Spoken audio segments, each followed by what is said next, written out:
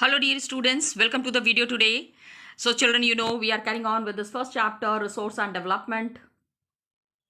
This chapter is talking about resources available in our country.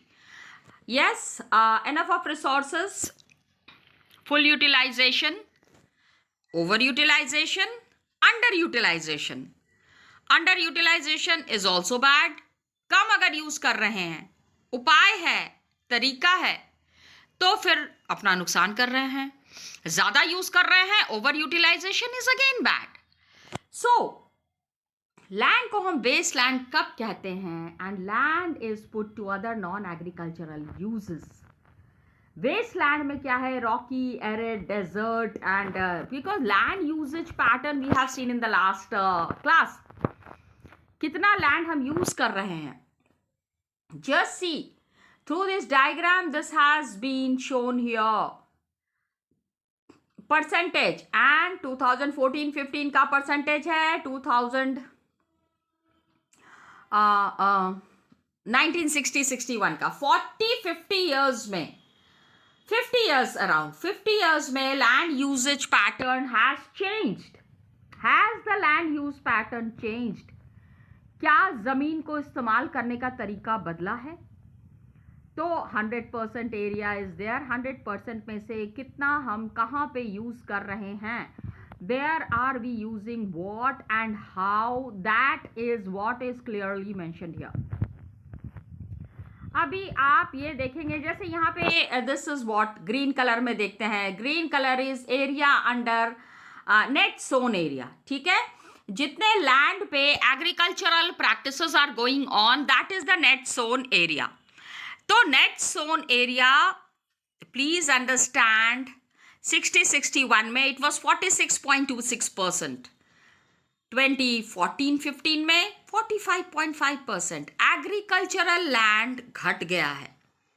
It has come down, it has reduced. ठीक है, is it good? No, you know it very well. It's not good for the betterment and improvement of the country. ये net sown area है, इसको बढ़ना चाहिए. It should keep on increasing. Agricultural land अगर कम हो रहा है तो हम उस जगह पे क्या कर रहे हैं? What are we doing there? Now when we are seeing this land usage pattern, एक और चीज देखिएगा. Just see one. हम ऐसे नहीं समझते हैं ना, हम कलर से समझते हैं. 1960-61 में this is 18.11%, right, red colour. And 2014-15 में दिस हैज कम टू 5.5%. क्या है ये? What is the red colour? Let's see that. Red colour, my dear student, इज barren and unculturable wasteland. Is it good और bad? It is good. Waste land को हम काम में लेके आए हैं. 18.11% लैंड वॉज वेस्ट लैंड. कब? 1960-61 में. और अभी क्या हो गया है? It has come to 5.5%. It's good for us and for the country. Got it? So this is how the land use pattern is there. इसको एक बार देख लीजिएगा. Net sown area that is there.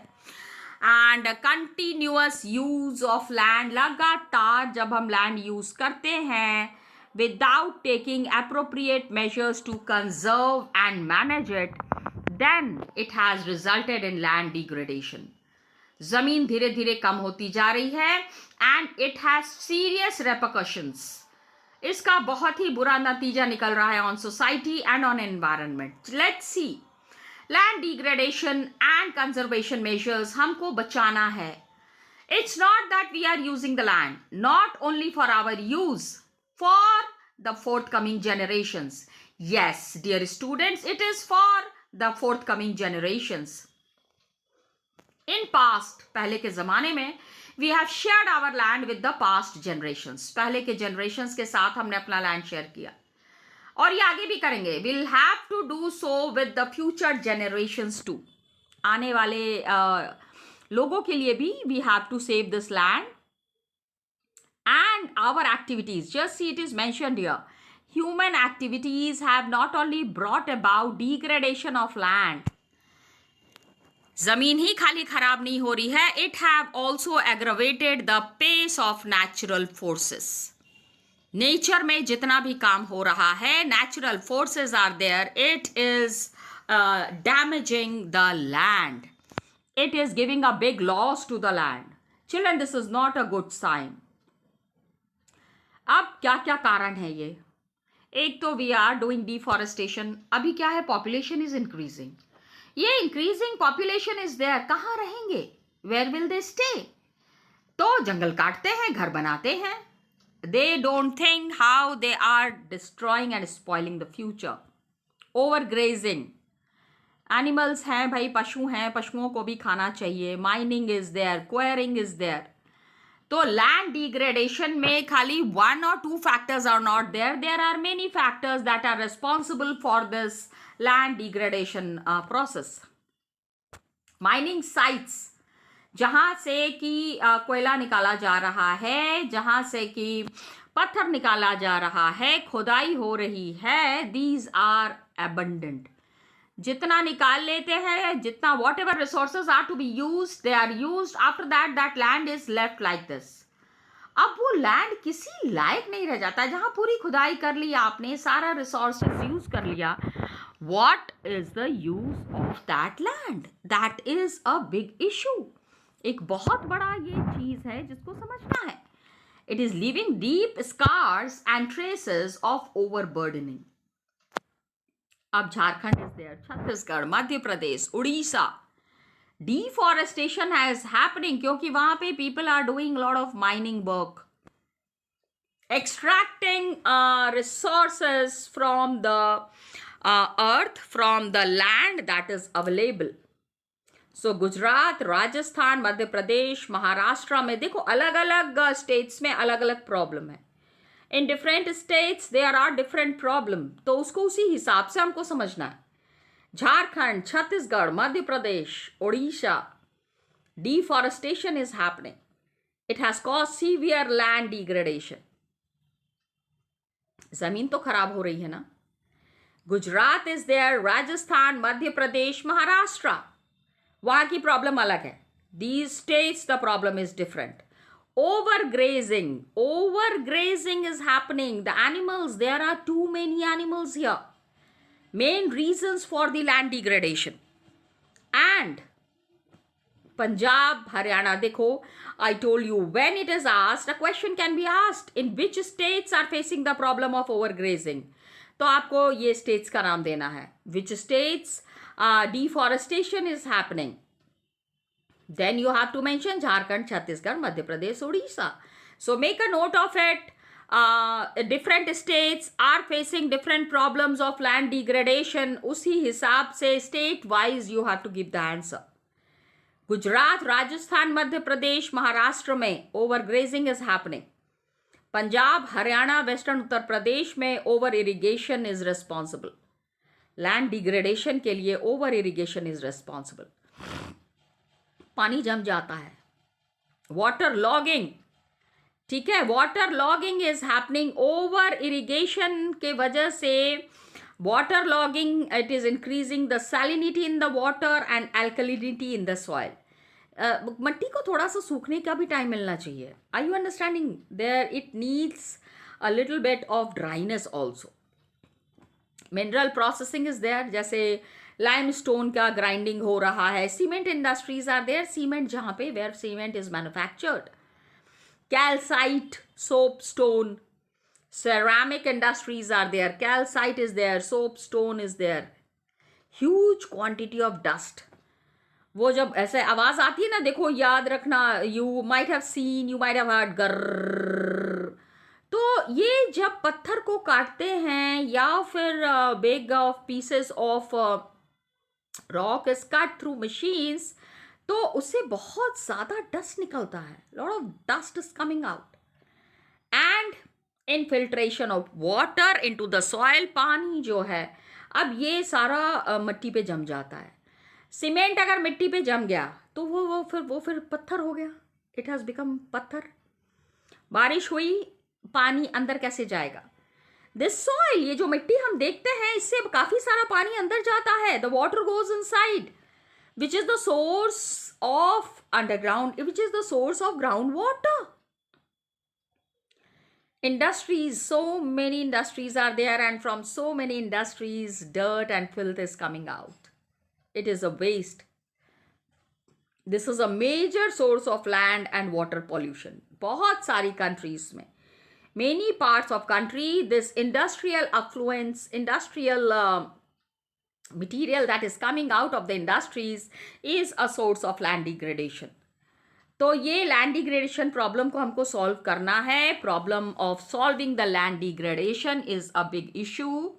Afforestation should happen. Proper management of grazing.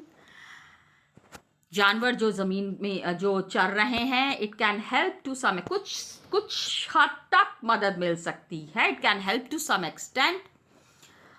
Then there can be planting of shelter belts of plants के आसपास हमको shelter belts लगाना है. Over grazing we have to control. How can we solve the problem of land degradation? Please remember that. Please understand that. Land degradation problem needs to be solved. So afforestation, proper management of grazing, कुछ हद तक इसमें हमको problem solve हो सकती है. तो we need to plant the shelter belts of plants, control on overgrazing, stabilization of sand dunes. Thorny bushes हमको इन द सैंडी एरियाज, जहाँ पे डेजर्ट है, सैंड है, वहां पे कांटे वाली झाड़ी लगानी चाहिए. Thorny bushes. Some of the methods to check the land degradation. जमीन को खराब होने से बचाना है. And proper management of wasteland. Speak please. These points are to be noted somewhere, dear students. Afforestation, proper management of grazing, क्योंकि this is a big issue. How are we solving the problem of land degradation? We need to be very clear on that. Shelter belts लगाना है. Land degradation in arid areas. Proper management of wasteland. Control of mining activities. Proper discharge and disposal of industrial effluents. Industry से जो waste material बाहर आ रहा है, waste material after treatment, it can reduce land and water degradation. ठीक है. जमीन का और पानी का प्रॉब्लम जो है वो सॉल्व हो सकता है अगर if these measures are taken. अब सबसे ज्यादा most important renewable resource, children, we need to understand, is soil. मिट्टी. Yes, it is plant is growing, it is the medium of plant growth.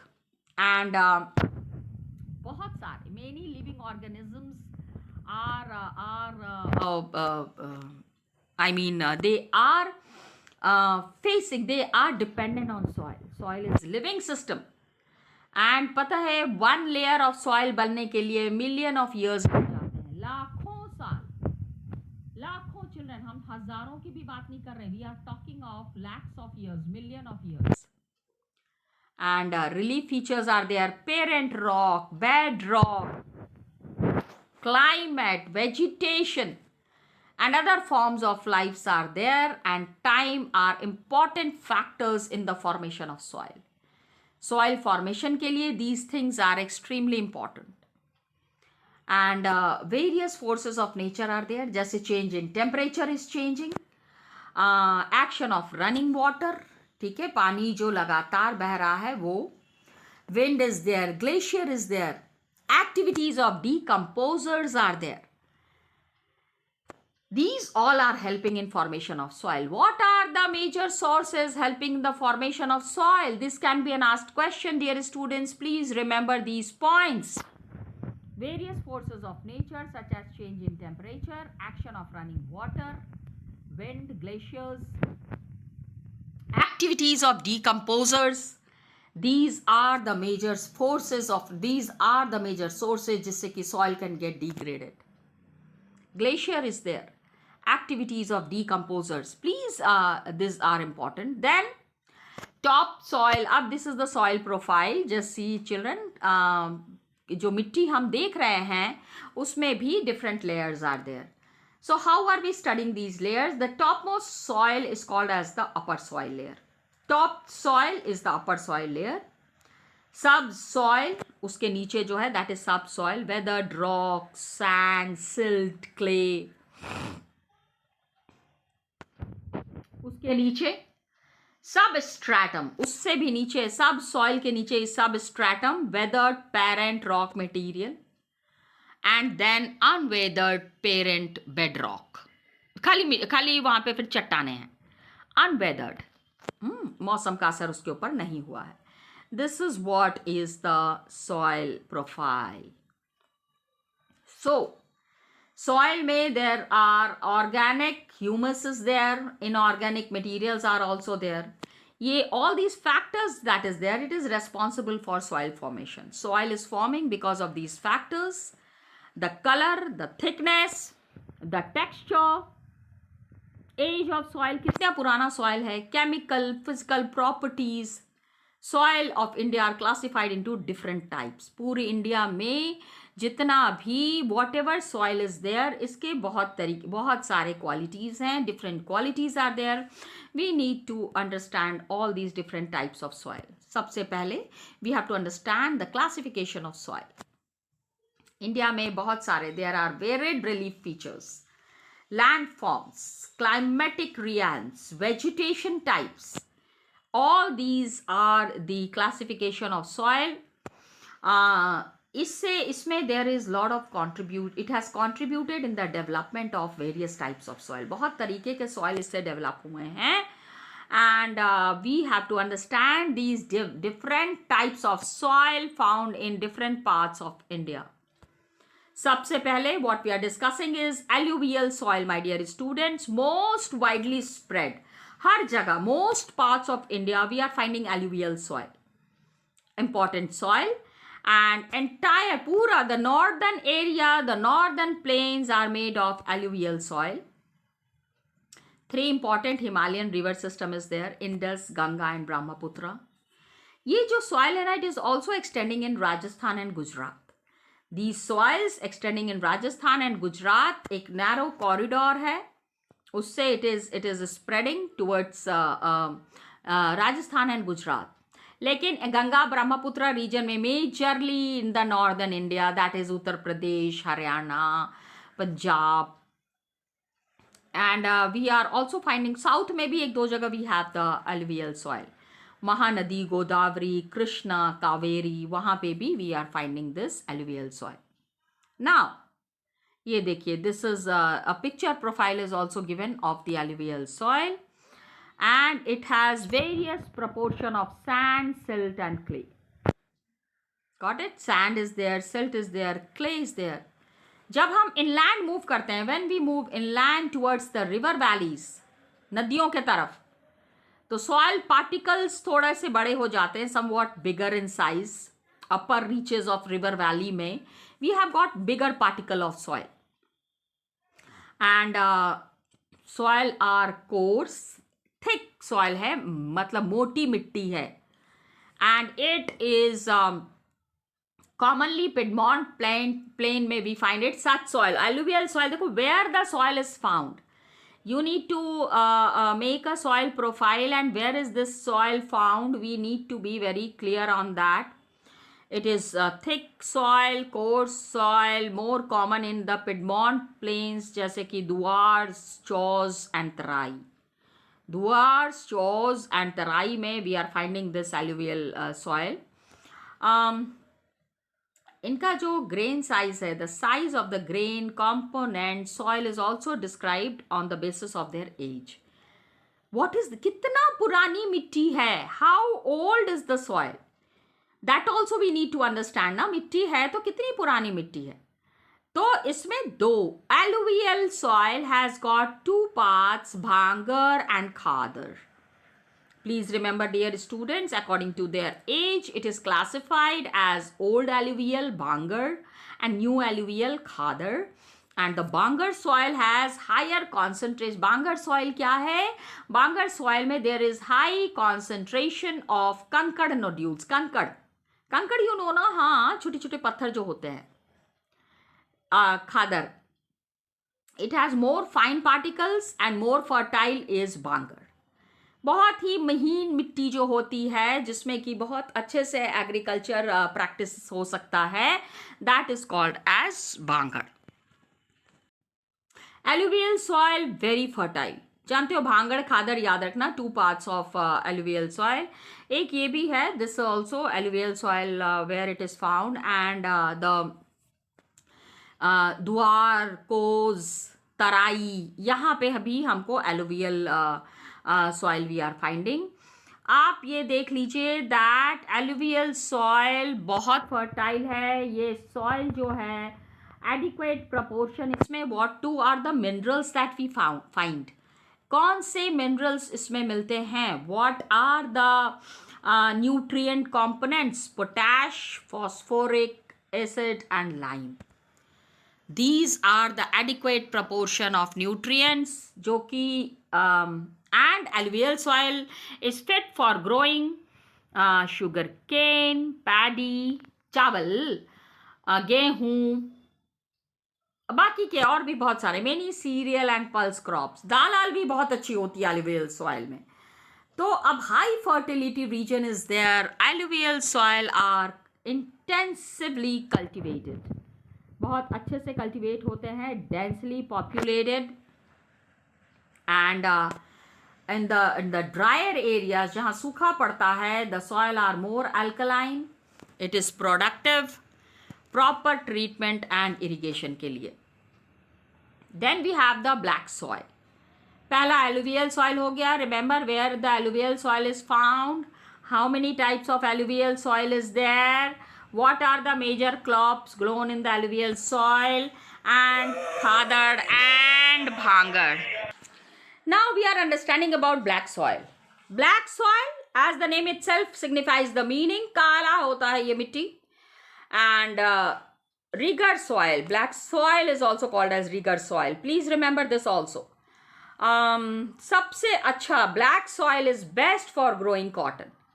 Cotton आप alluvial में नहीं grow कर सकते हैं, you need the black soil for growing cotton, it is called as black cotton soil. Climatic conditions, parent rock material important factors है for the formation of black soil. And कहाँ मिलता है, where do we find this black soil my dear students? Black soil is found in the Deccan trap, south में basalt region, पूरा north west Deccan plateau में it is spread, and it is, ये black क्यों है, why is it black? It is because of the lava flow, the lava flow that is there. जितना भी कभी volcano burst हुए होंगे, वहां से जो लावा आया है, that has made this black soil all over the north west Deccan plateau. And the plateaus of Maharashtra, where do we find it?